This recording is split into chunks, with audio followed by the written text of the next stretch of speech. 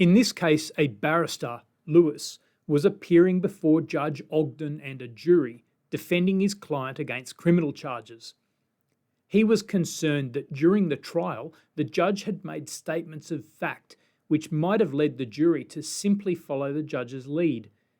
In his closing address to the jury, Lewis said, "You normally think of a judge as being a sort of umpire, and you expect an umpire to be unbiased.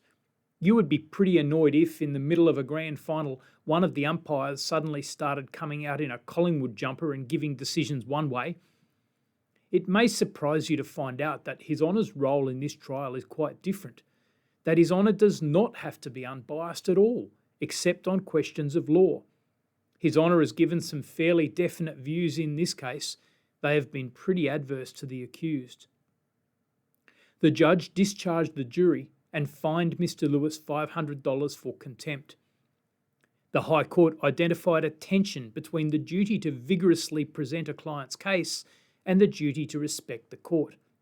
The court said the freedom and the responsibility which counsel has to present his client's case are so important to the administration of justice that a court should be slow to hold that remarks made during the course of counsel's address to the jury amount to a willful insult to the judge, when the remarks may be seen to be relevant to the case.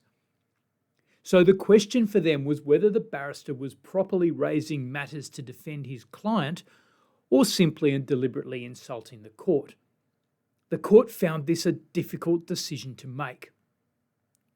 Although the question is by no means easy to answer, we have come to the conclusion that what was said was neither insulting nor intended to be so.